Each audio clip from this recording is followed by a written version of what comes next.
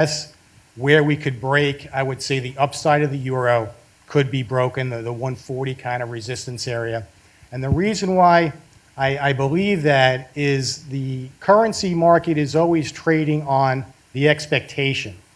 And the expectation currently is for US growth to be strong and European growth to be weak. So any kind of change in that expectation, if European growth exceeds the rather dismal picture we have currently, I think that would help the euro. Likewise, any type of deterioration in US growth could help the euro as well. So I'm kind of firm that we could see the euro rise. Well, we're going to turn to Jim McGraw now. Now, Jim is with KMK Consulting and spends a good bit of his time on incentives, not just in our region, but really throughout the country. So he's very familiar with what not just foreign companies, but companies are looking for as they look to the United States. And Jim's going to talk to us a little bit about how our region's doing and what we might see in the way of European investment. So, Jim, your thoughts. Thanks, Joe. We thought we might drop down a little bit to the ground level relative to specific investments in this region. You know, the United States is the leading recipient of foreign direct investment in the world, although that percentage has dropped down to about 18% at the moment. But there is a push currently by the White House in a program called Select USA to realize another $1 trillion in foreign direct investment into the United States in the next 5 years. Jeff Immelt actually set that goal, but we'll see if we get there. But all we want here in this 15-county region is more than our fair share of that. So that's our game. It's very competitive. What's our fair share? Whatever it is, we want more. And that's where all of you come in, because you know all of you and your colleagues throughout this region represent an incredibly important part of this economy and what makes this place special. Part of the challenge is that the competition in the United States keeps getting stronger. So for years, while we've competed all the time with places like Charlotte, as you know, we just lost Chiquita to Charlotte earlier this past year, other markets continue to enter that game. So now Florida, who traditionally has not been super strong in looking at Europe, is making great inroads into Europe. Louisiana, extremely strong with respect to its aggressiveness in that regard. That leads to the notion of site selection and incentives that, and Kevin will follow up in just a minute with his comments on the importance of teaming with respect to doing that. But that process is something that we wanted to make you aware of a little bit more. Many of you are. We've got some terrific economic development organization leaders here who are people that we work with all the time relative to either helping them figure out better strategies for Dearborn County or Northern Kentucky or Cincinnati, or representing companies with respect to how they negotiate what it is they need to have to make their deal work. And that's the importance of understanding a little bit about the site selection process. The first slide I've got for you just takes a quick look at what's involved with respect to the team, market analysis, defining the project, the real estate options, the incentive process itself, which is a whole other process, the importance of marketing and public relations and government affairs, and the monitoring with the government with respect to what has been produced or granted with respect to both state, local, and regional governments. On the next slide, I wanted to give you a little quick rundown on the incentive process itself. The site issue starts, as Kevin will explain, I'm sure, sometimes long before the economic development organizations really get involved. So you or we representing you might be down to a short list of places before the particular communities ever become aware that we're even looking. And what we're trying to do is make sure we've got the best that we can possibly have on a balanced basis between location and what goes into that package with respect to incentives. You would be surprised how many incentives are missed, how many people do deals without a complete team relative to representation. or how many people accidentally make mistakes or say the wrong thing during the process that really can hurt them significantly with respect to what might come out at the other end of an incentive negotiation. We're trying to sell in this region a combination of strengths that not that many other markets have, and that's because in this 15-county region we have parts of 3 states, right? So what we've always tried to do from a sales standpoint to attract more is use that diversity of state incentives and state policies to our advantage. So why Cincinnati, USA? Because if Ohio can't be as competitive on a particular deal, we still have 2 other great options, either Dearborn County or Northern Kentucky with Dan to try it. So we've got a lot to offer in 3 states that rank pretty well with respect to business climate. Ohio number 2 right now.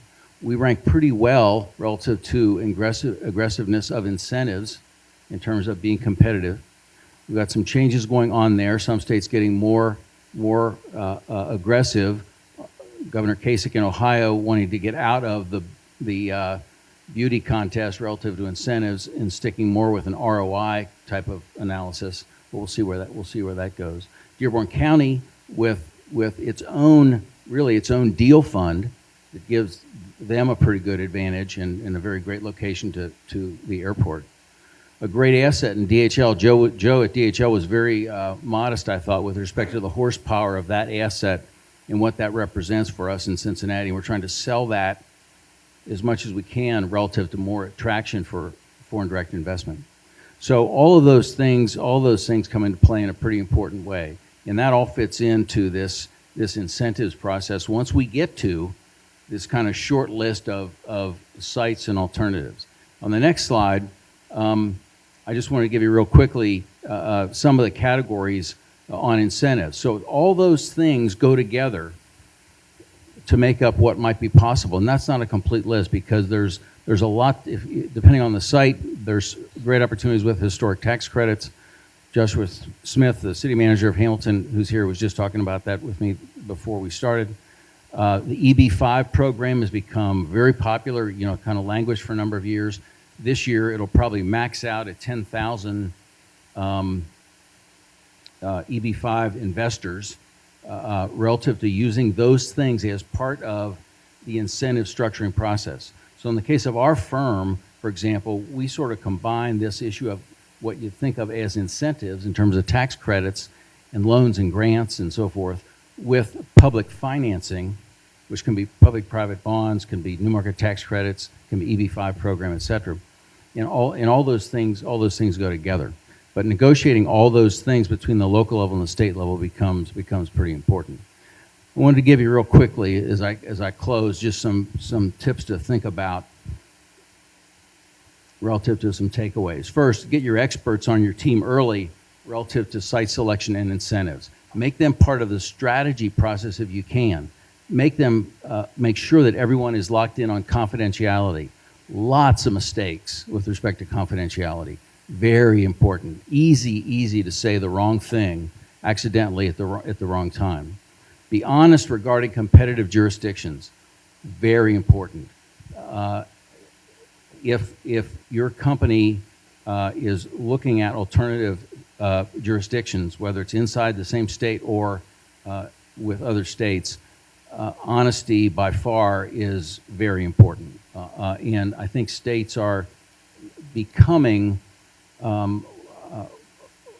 much more analytical with respect to companies justifying that there are in fact competitive states that are really in the game and staying in the game down to the end. So always be really honest with respect to that. Learn the political environment and the public officials. Super important because lots of incentives and lots of support emanate from local government.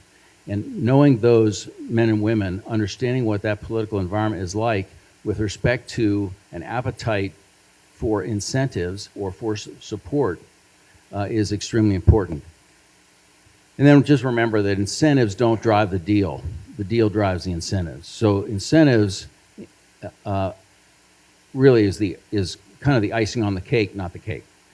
So those are my Very thoughts. good. Well, Kevin. we're going to thank you, Jim. We're going to add in Kevin Kelleher now from Miller Valentine, one of our great real estate development companies, a member of the EACC. Kevin, your thoughts? What are you seeing with European companies in our area?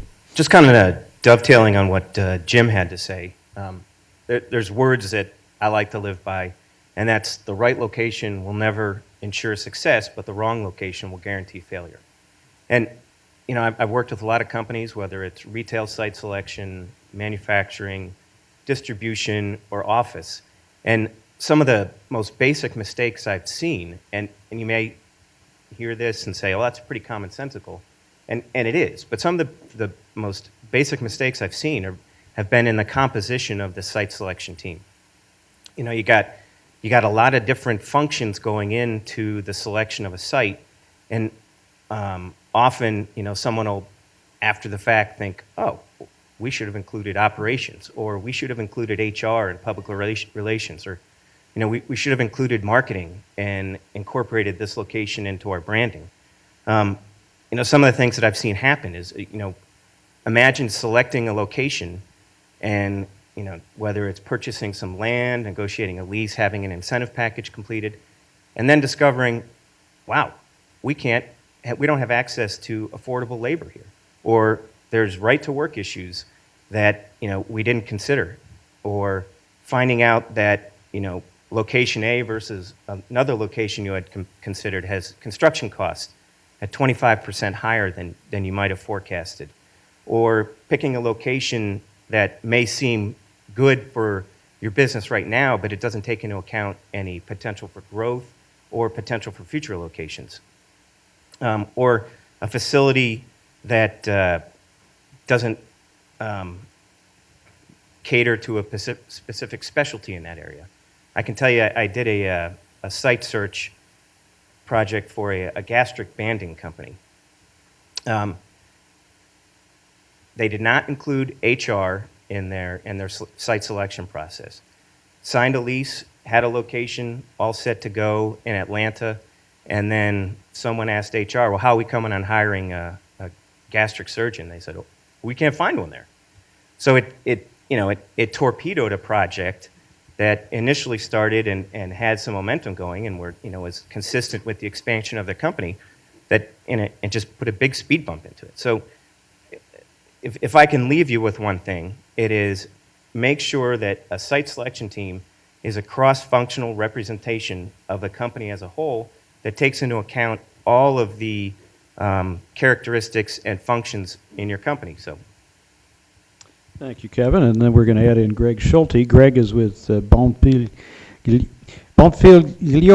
Did I get it at all close? Not quite, but Not quite. It's okay. Well, tell us what it is that I've mispronounced, and so we know what it is. But Greg, you represent a European company that's here, and how are you seeing the area as a place to invest and grow?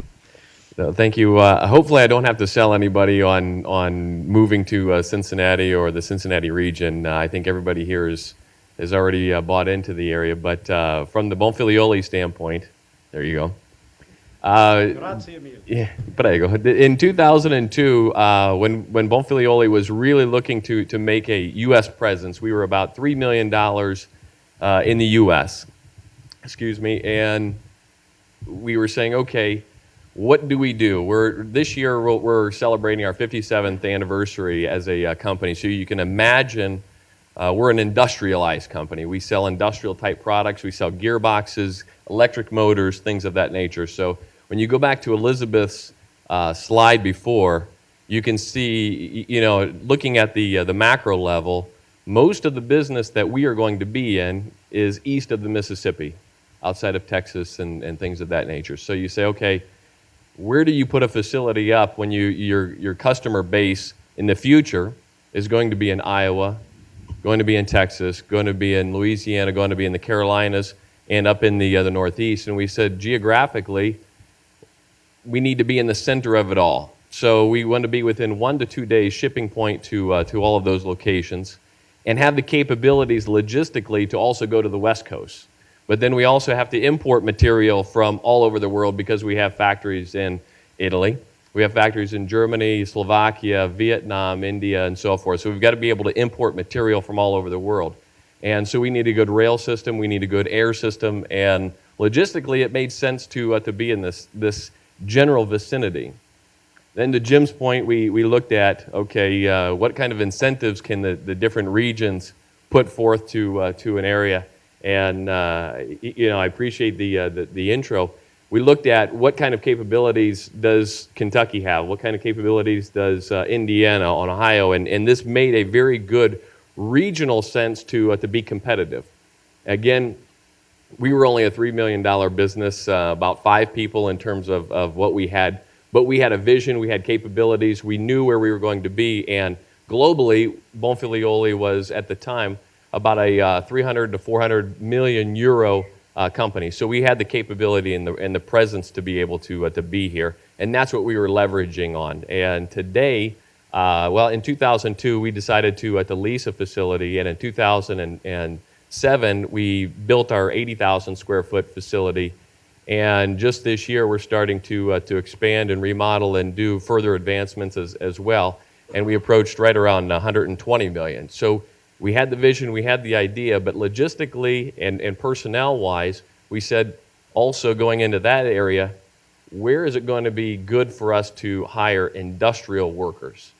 And Cincinnati region, the Ohio region, and so forth added another aspect or venue for us, because we said there's a lot of people that still come from the automotive industry, that still come from tool and die making, and when you're dealing with gears and gearboxes, you need that type of workforce. So it just made sense logistically, commercially, workforce, and from an incentive standpoint as well. From a European company's perspective, project the next 10 years. Continued growth, disappointment with the region, hold steady. What's the thinking? I'll be a little bit biased because of what we do. Being that we are an industrialized company, I think North America for us is really a broad area that we can grow into. We're just a small, I still see us as a small dot in what the capabilities are. We're getting into renewables now. We also, we're the largest gearbox supplier to the windmill industry. 1 out of every 3 windmills produced today have our gearboxes inside of them. We just are now into the power conversion systems for solar. So I see North America, from the industrialized sector all the way to the renewable sector now in the world as being just a complete opportunity for us. Continued growth. Continued growth. Okay, we have about 8 minutes here for the rest of us. We'll wind up just about 9:30, maybe a couple minutes after. Comments, questions? Mr. Mack, push your button there. Yeah. Okay, this is a question for our guest, Andreas. I can't resist asking you, I read it with great interest in the paper this morning and yesterday that the Dear Vageland Bank in St. Gallen is now closing its doors. And I just wanted to have your opinion of what impact that is having or will have on the Swiss banking system, and how do you view that from the perspective of UBS? I hope there's no compliance officer in the room. Any compliance? No, we have no one. Yeah.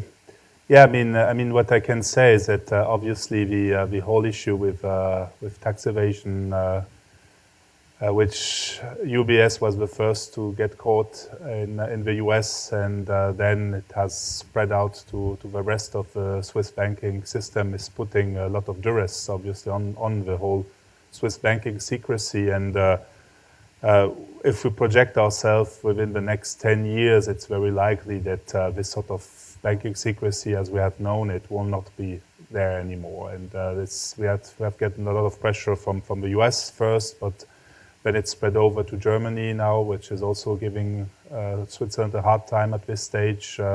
We had some agreement with the UK and with Austria we managed to get, but not on a Euro-wide base. So I think this is the trend of the industry currently, and we need to acknowledge this as a Swiss industry. I think for the big banks, and I'm speaking here for my house, but also for our big competitor, we have done the homework, and we have the capacity to renew the business model also, because we are big enough, and we can also give other incentive than just come to Switzerland because you can hide your taxes here. For smaller banks, especially the one you were mentioning, it's very tough because the whole business model was built upon the Swiss banking secrecy. So I think here we will see a consolidation of the Swiss banking sector going forward. Who's next? Well, on a scale, on this investment and tax credits and incentives question, very unfair question, but on a macro basis, rate our region from 1 to 10. Each of you can take a shot at this. Andreas, you may not want to. It's up to you. But 1 being, we don't offer any incentives. Come here if you want, but you're getting nothing from us. 10 being really aggressive. We'll give away anything to get you here. Where would you put our region on a scale from 1 to 10 in that sense? Jim? I would say we would be easily, very easily in the top quartile, maybe in the top 10%. Ohio is normally considered to be quite aggressive, although I think that's changing a little bit. A couple years ago, remember Sears claimed that they were looking around for new headquarters, so Governor promptly said he would offer $200 million if they would not elect. If those things get out there relative to who's aggressive, and it's also sometimes unrealistic just to look at numbers. The New York Times did a big article last month on incentives, and they claimed that in this country, between local and state governments, the government gives $80 billion a year to businesses for incentives. Texas being number 1 on that list. Ohio is, I think, fairly higher than Kentucky. But that doesn't mean that if Ohio ranks a little higher than Indiana or Kentucky, we're going to win that deal. Just as one recently, 600 employee companies expand here, and on that particular project, Ohio was not competitive. The other thing to remember is in that $80 billion that the New York Times reports, there are lots and lots of unused credits that are in that number. So we did a project 2 years ago in a nearby state east of here. And in that project, for a company headquartered in Cincinnati, there was $20 million of this package was a tax credit number credited toward that state's income tax. Well, my client never will have anywhere quite large. Will never hit anywhere near that level of income tax liability. So, from the New York Times perspective, it looks like a $20 million giveaway. From a reality perspective to our clients, that is worth zero. Yeah. So, You give it an 8 or 9, though, something. Kevin? I would give it along the same rating. I would give it along the same rating. And I would say that it is influenced a great deal by the political climate of the neighboring states. Sure. So I think, the Ohio, Indiana, and Kentucky environment is, greatly aided by the climate in Illinois. Competition in Illinois and so on. Greg or Bob, any? You don't have to. It's not your field, not your shtick. Greg? No, I would probably agree and say between a 7 or an 8 as well. It depends really upon the business. Of course. 1 or 2 more questions and comments. We'll wind up. Any comments at all from the audience? How about from the panelists? Anything you challenge each other on, or any concluding thoughts? Well, then, Andreas, I'll ask you the last question. We didn't talk about the stock market. Now, last year, the European FTSE 100, I think, was up 20.3%, and the Dow Jones was 9.7%. So Europe beat us 2-1 last year. How's it going to do this year? Well, usually I don't like to give point forecasts because we're always wrong, so they're completely useless. With that noted. We are currently preferring the US stock market over the European stock market. We acknowledge that still, despite what has happened last year, the European stock market from a valuation standpoint is cheaper than the US stock market. But we have currently a recession in Europe. And there's still a lot of uncertainty. Many people are saying second half of the year we will get out of this recession. This is what you always hear at the beginning of the year. The second half of the year will be better than the first half.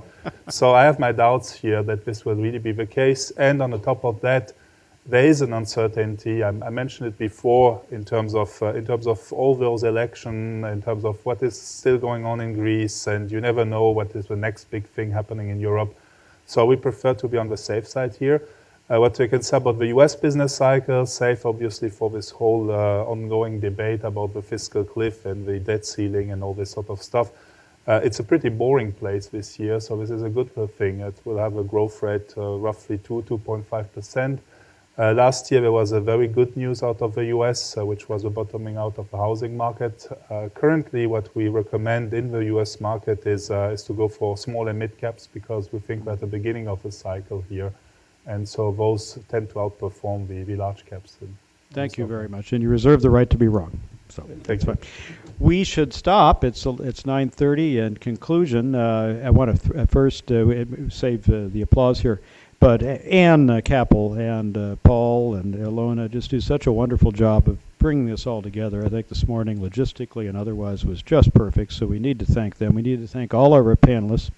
Certainly the sponsors, all of whom are listed here, and most importantly, Andreas, who came in, along with Elizabeth at great distance. We thank you, too, for coming in, enriching us this way. Looking ahead to the year, let's all go out and have a very bullish year. That's what I was hearing. So thank you all very much. Thank you all for coming.